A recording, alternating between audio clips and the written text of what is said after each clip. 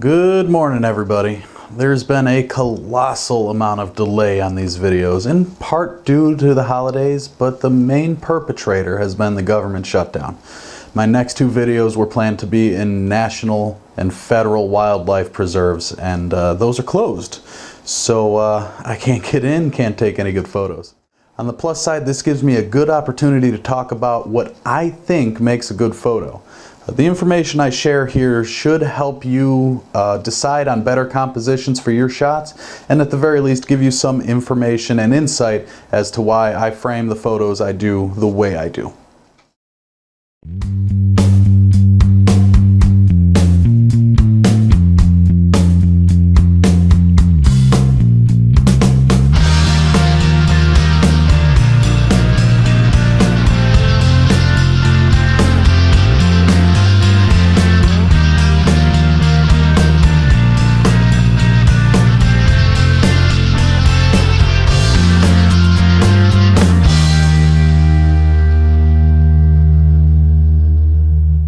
Composition affects every aspect of your photography, from the way you set up your camera to the way you approach your subject.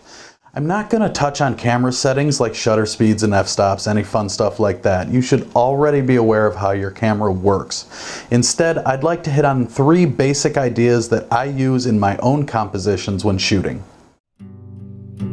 The rule of thirds is the first thing that any beginning photographer learns about. It's the most basic approach to photography composition. It's also a very powerful way to create balanced and interesting shots. It goes like this. Imagine that your photograph is broken down into 9 equal parts. 2 equal lines bisecting the photograph vertically and 2 horizontally. The rule of thirds states that if you put the subject of your photo at one of the intersections of these lines, your photo becomes more balanced and your composition is more engaging to your viewer. This rule, like most, can and should be broken whenever you feel the moment strikes, but you'll notice that it rings true most of the time. You'll also start to notice it in advertising and even film. When I first started wildlife photography, my immediate impulse was to zoom in as close to the animals as possible and just fill my photo with my subject.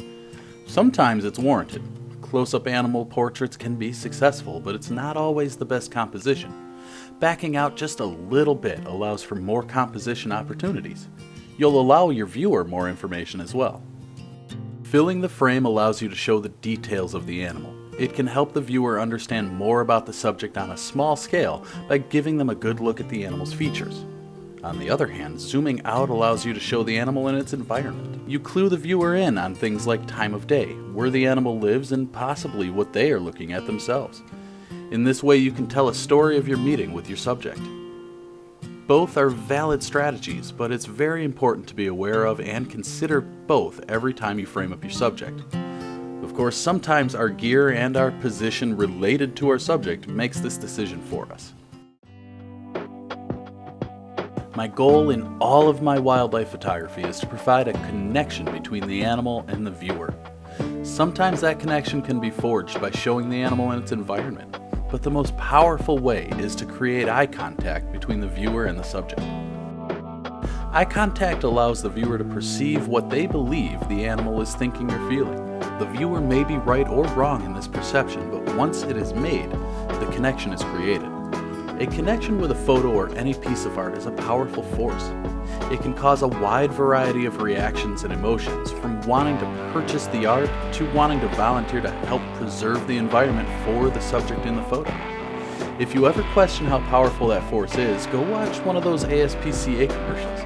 Almost every frame is an adorable pet making eye contact with the camera. That's not by accident.